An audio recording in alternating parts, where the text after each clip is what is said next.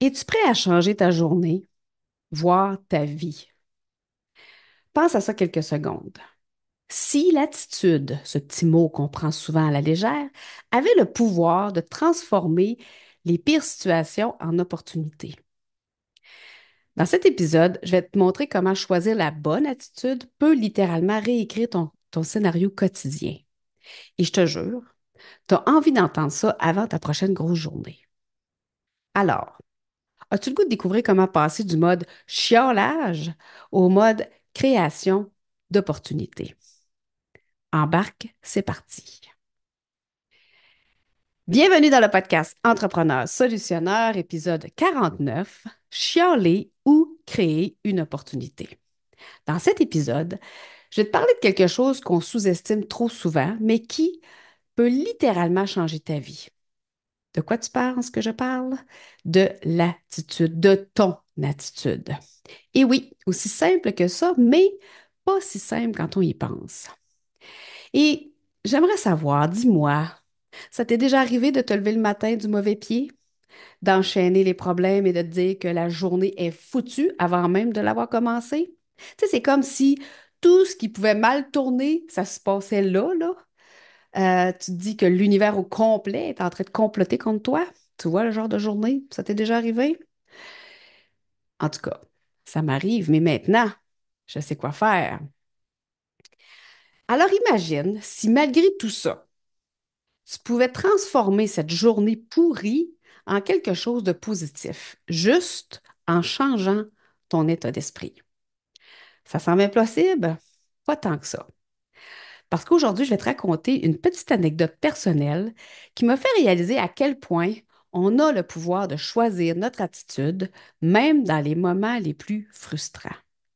Mais avant que je te raconte mon histoire, je t'invite à partager mon podcast et surtout à me dire à quel point tu l'aimes et aussi à le noter sur la plateforme que tu écoutes en ce moment. Alors, cet été, je suis allée voir un spectacle à Montréal. Et comme on dit, hein, Montréal est à 2 heures de Montréal. Puis moi, j'habite déjà à plus d'1 heure de Montréal. Donc, en, en fait, j'ai été partie pendant 9 heures pour un spectacle de 2 heures. Bon, je l'ai constaté après, là, tu sais. Parce que l'avoir su avant, peut-être que j'aurais dit, Mais le spectacle était bon, ça valait quand même le déplacement et surtout le temps. Donc, je t'explique comment ça s'est passé.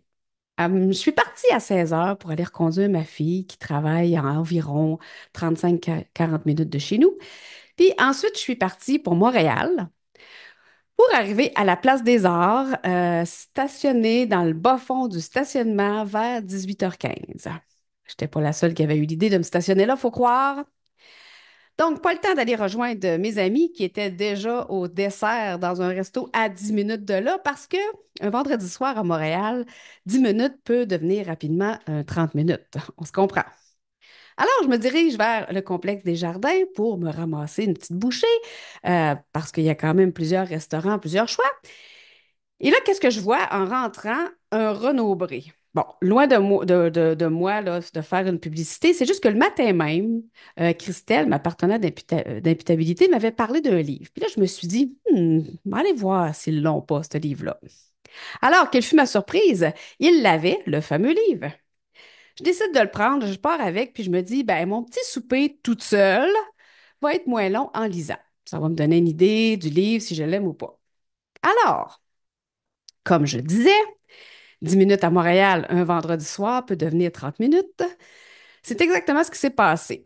Mes amis devaient arriver vers 19 heures pour qu'on prenne ensemble au moins un petit verre avant le spectacle. Ils sont finalement arrivés à 19h45. Je peux vous dire que le verre de bulle s'est transformé en shooter sur un moyen temps. Bon, le spectacle a eu lieu et, 10 heures, et à 10h15, il s'est terminé. Donc, comme j'ai dit, super beau spectacle, tout était correct. Et là, on se quitte, tout le monde s'en va chacun de leur côté. Je me rends dans les bas-fonds du stationnement. Écoute, j'étais dans la section V qui commence à A et plus tu descends dans les lettres, plus tu es dans les profondeurs du stationnement. Et je suis restée coincée, voiture arrêtée, entre deux autres voitures pendant, devine combien de temps? 45 minutes. Ce qui fait que j'ai mis 1 heure en tout pour sortir du stationnement. Bon, le reste de l'histoire est plus ou moins pertinent. Là où je veux en venir, c'est l'attitude. C'est mon attitude. Quand je suis arrivée et que j'avais du temps à perdre avant que mes amis arrivent, OK?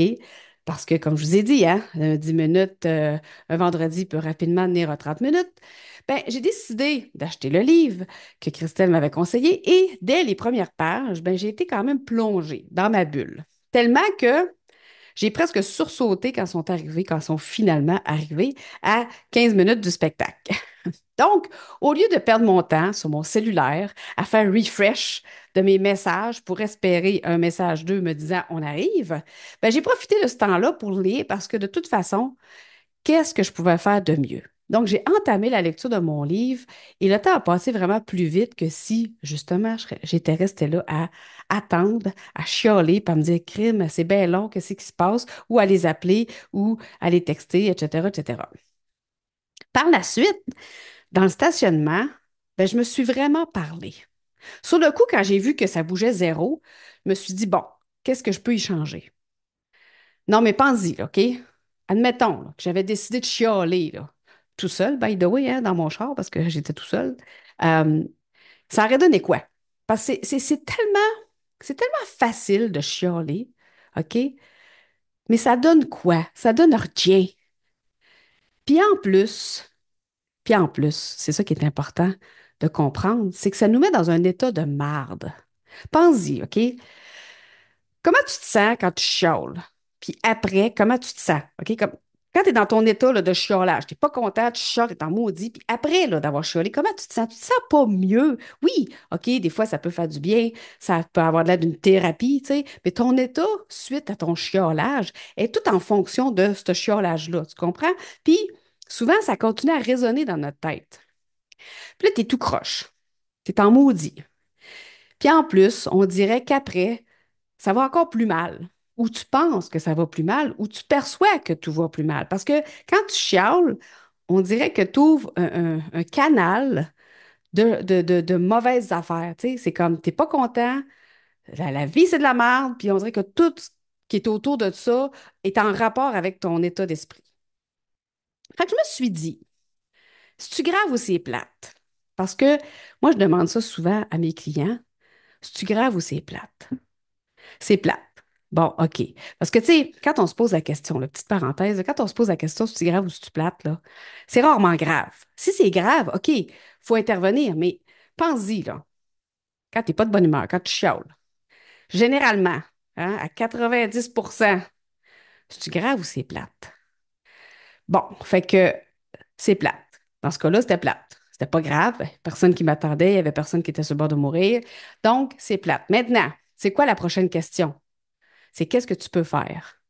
Peux-tu changer quelque chose à la situation? J'ai-tu un contrôle là-dessus? Non.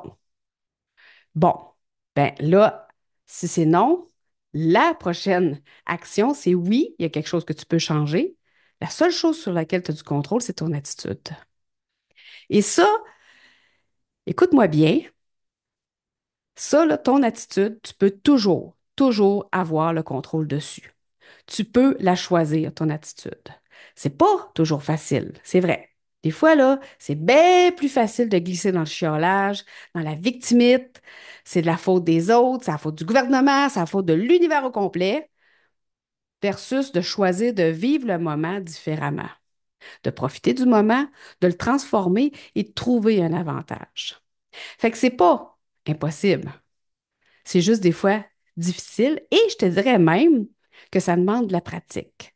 Parce que à force de justement être conscient de ton attitude, tu vois les bienfaits de ça et les fois d'après, et plus tu le pratiques, ça devient plus facile parce que tu le sais, c'est quoi les bienfaits qui vont venir avec ton attitude. Fait que tu te dis, ouais, finalement, entre chialer, me rouler en boule en dessous du bureau qui ne donne rien, versus essayer de voir qu'est-ce que je peux faire avec ce temps-là qui m'était alloué.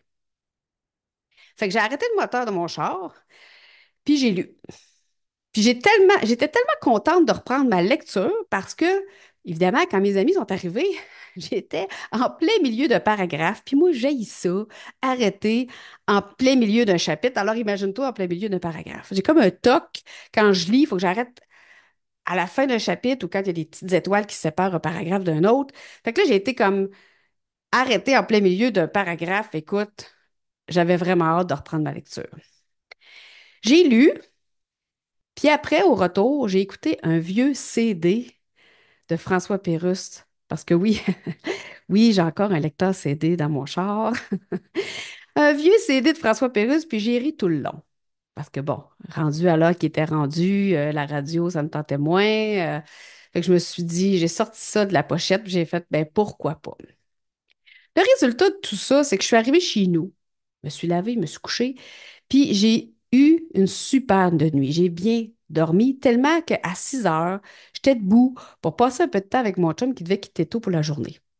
J'ai pas dormi beaucoup, mais j'ai bien dormi parce que j'ai pas eu une attitude négative qui finit toujours par influencer notre état d'être, notre état d'esprit, nos nerfs, puis évidemment notre sommeil.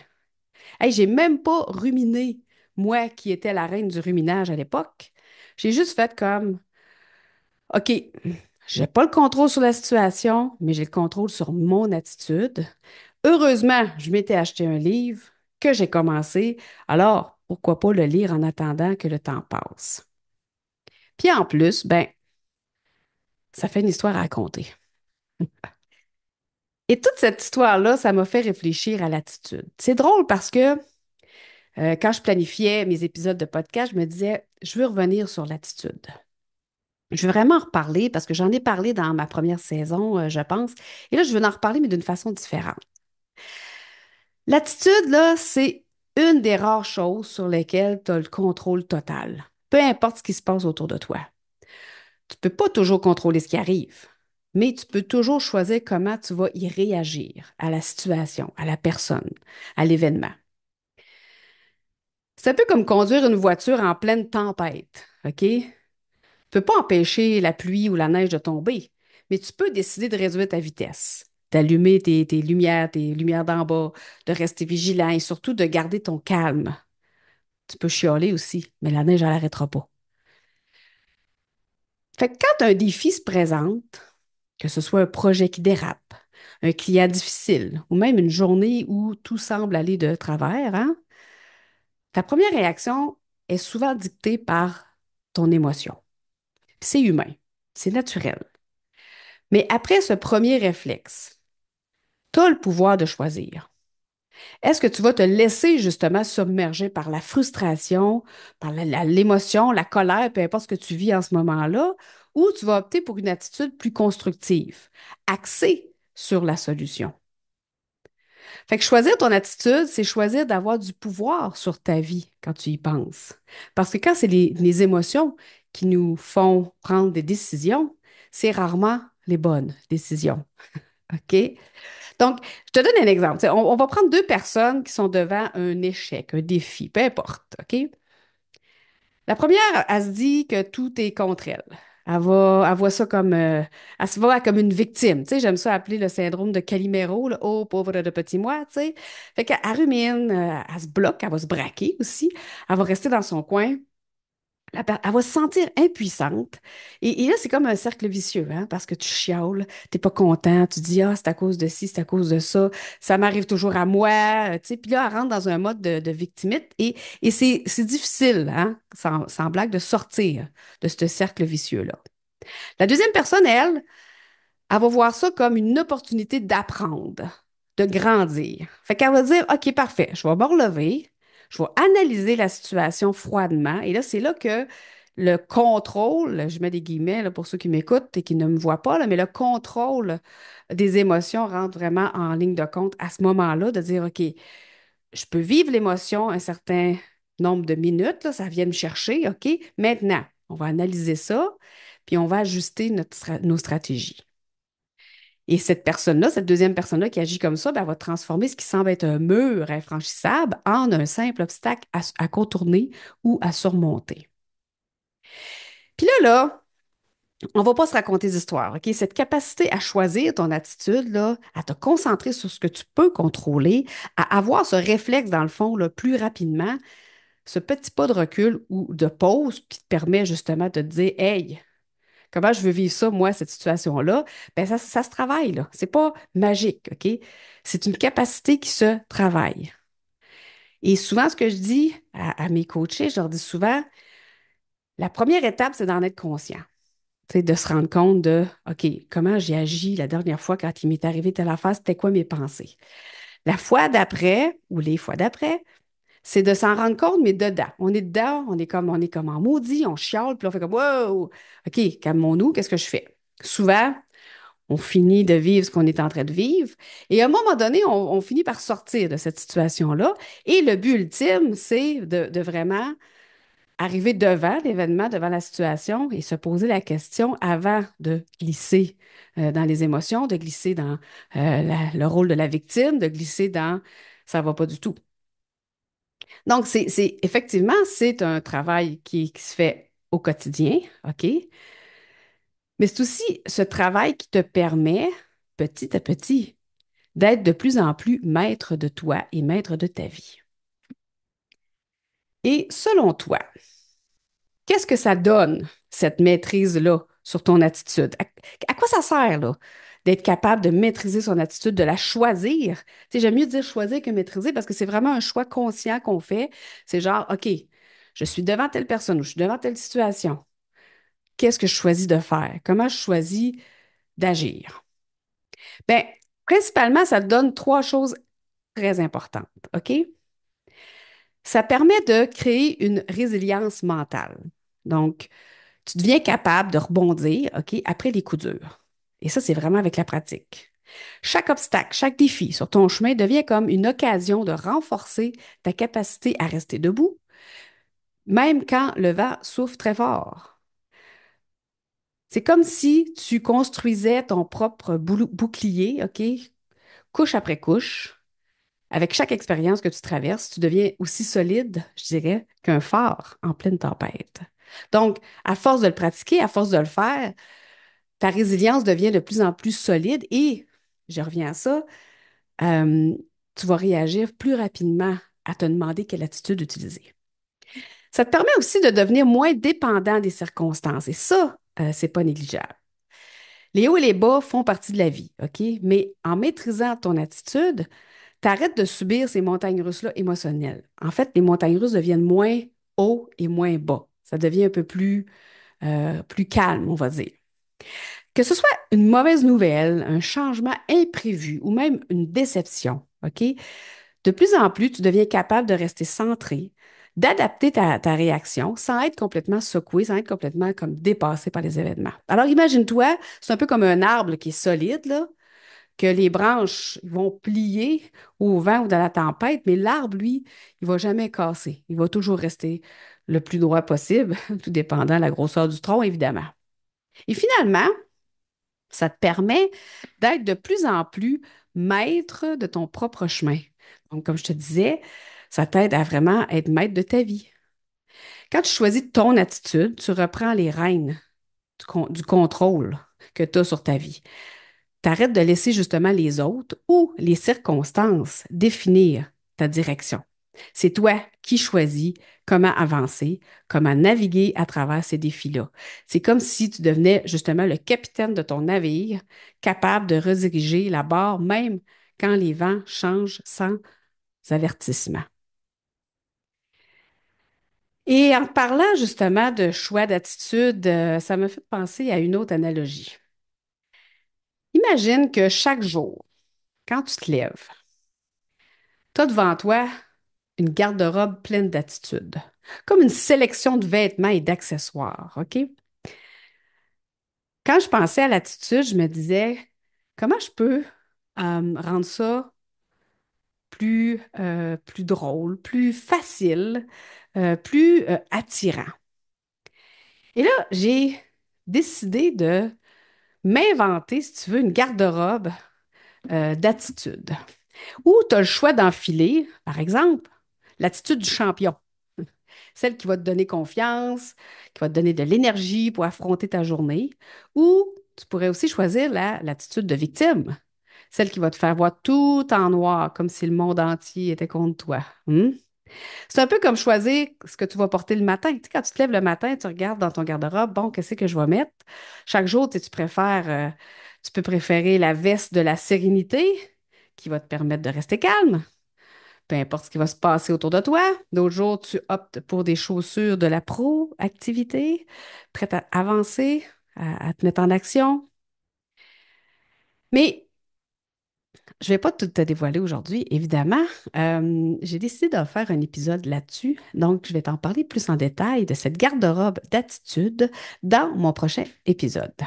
Et je te promets que tu vas découvrir comment, justement, accessoriser, ça se dit-tu ça, accessoriser? Ouais, accessoriser ton attitude au quotidien pour être toujours au top, peu importe ce que la journée va te réserver et te dévoiler au cours de la journée, évidemment.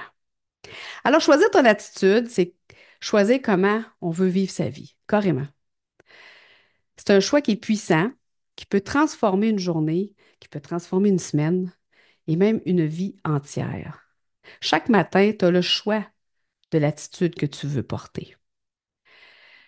Donc, oui, l'attitude est une des rares choses que tu peux toujours choisir et sur laquelle tu as toujours le contrôle. Ça s'apprend. Mais ça te permet de déterminer la perception des événements, puis en fin de compte, ta capacité à surmonter les obstacles et les défis. Alors, voilà, tu sais maintenant que peu importe les embûches, tu as toujours ce pouvoir ultime, celui de choisir ton attitude. La vie ne te donnera pas toujours ce que tu veux, OK? Mais ton attitude, elle peut tout changer. La prochaine fois que tout semble aller de travers, souviens-toi de cette question, OK? Qu'est-ce que je peux choisir d'enfiler aujourd'hui? Est-ce que je mets mon manteau de la victime ou la veste du champion? La semaine prochaine, je vais te présenter ma garde-robe d'attitude. Tu ne veux pas manquer ça. Je vais t'expliquer surtout comment composer ta garde-robe d'attitude pour être prêt à affronter chaque journée avec le bon état d'esprit. D'ici là, je suis curieuse. Quelle attitude vas-tu choisir demain? Bonne semaine.